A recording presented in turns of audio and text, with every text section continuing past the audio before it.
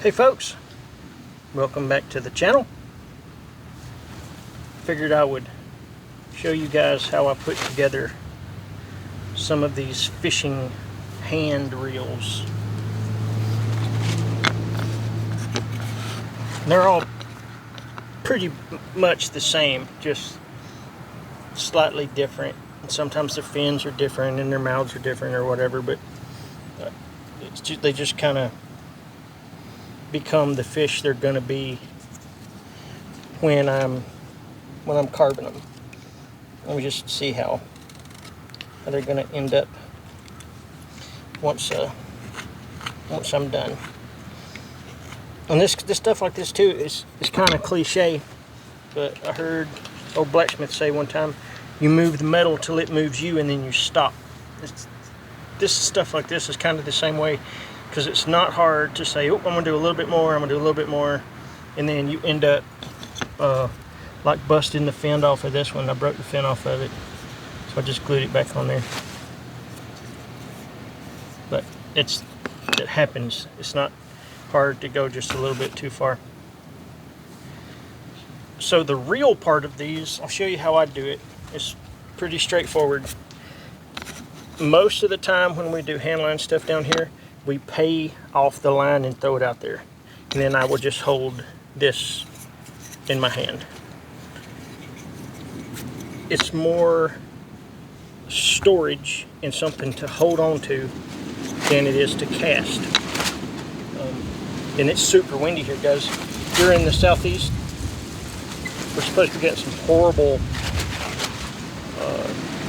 bad weather, tornadoes and stuff. It's crazy.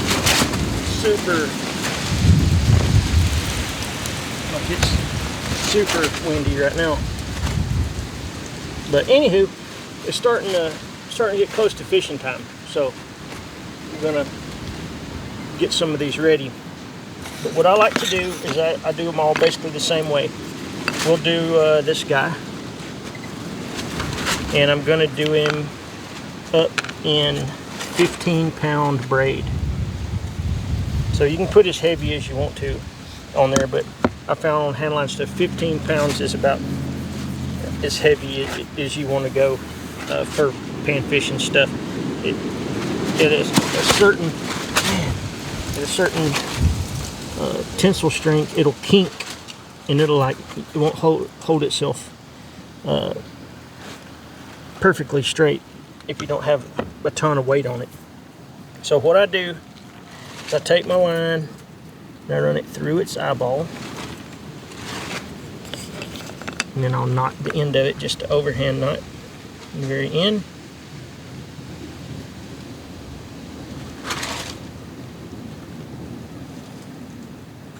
Dang, sorry. I'm not used to people watching me tie my knots. Just get that little stopper knot out there on the end. Then I'll just tie a couple overhands in it. And then I pull the tension out, pull the slack out. Sometimes it won't make it all the way out. It didn't. It's starting to cut into the wood, so that's good and tight. See, it started cutting into my material. So now I'll take and cut off my extra.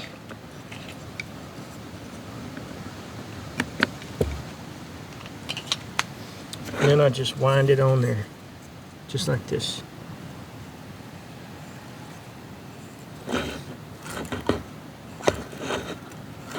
And I don't have a set amount that I put on these things. I just kind of go until I feel like that's going to be enough to do what I need it to do.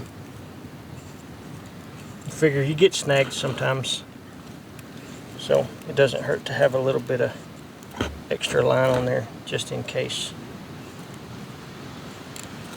If you could cast these, you would go ahead and put a lot more on it than you would if it's just something that you're dangling off the side of the creek or tossing it right near the edge.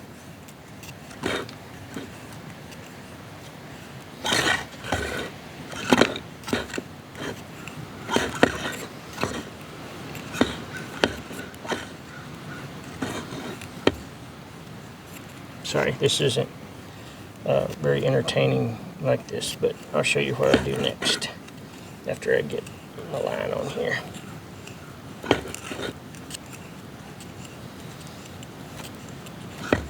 So I got my line on here. That's going to be plenty for what I want to do. Then I'm going to go through his eyeball again. I'm not going to cut this off until I'm totally done. But I'm going to go through his eyeball again with a piece of paracord. And I use high-vis paracord when I can. Oh no, I had a piece of copper wire and I've dropped it.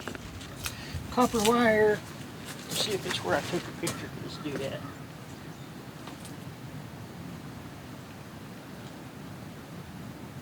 Negative. I don't know what I did with it. Anyway, I had a piece of copper wire and it makes life much easier. I don't think I have anything that thin right here just beside the forge. I do. I got some galvanized wire right here. It'll be plenty big enough. For what? I'm sorry guys, I'm talking to y'all while I'm cutting this.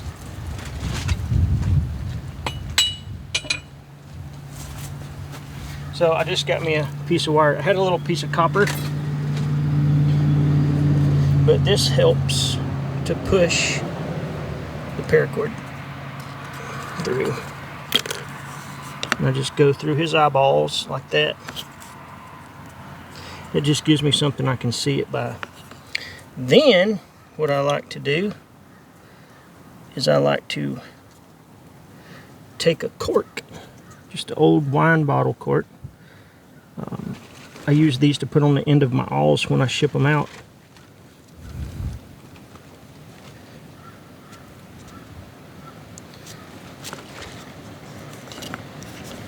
And push them through like that. I just pushed it through with this wire. It makes it much easier. And I'll take one of these glowies and put on the very end.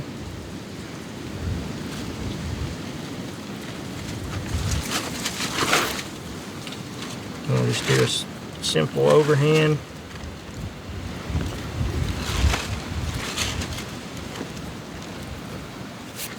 And then I'll pull this tight out on the end. And that's going to be enough. This would probably float by itself, but this would definitely be enough to keep it floating if I were to drop it in the water. And the high vis is just so I can see it. Put a few more wraps on here just to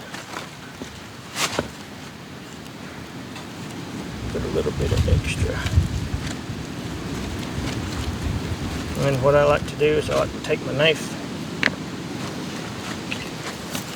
and just put a, you can see it, I just put a very thin slice in it. And then I pull this through that slice. But you got to be careful because I could pull that, probably pull it hard enough to cut the lip off of him. That stuff's pretty stout. And that's how I put my hand lines together. Not nothing crazy. And then this dude gets tossed in a bag. And when you get the opportunity to try to catch something, you can catch something. You can snatch panfish with these things as much as you want to, from my experience. I got a few of my fishing poles that I made that I want to try and catch some catfish with, something sizable, you know, as long as this 16, 18, 20 inches long, something like that. Something big. But we'll see how that goes. Here they are, guys. That's how I roll. I appreciate the support. Feel free to like and subscribe. There's a bunch more stuff coming down the line. I'm just doing what I can with the time that I have. You can check out all the older stuff at Bushcraft Kelso on Instagram, bushcraftkelso.com for gizmos and gadgets. Again, thanks guys. Y'all go fishing if you can. Later.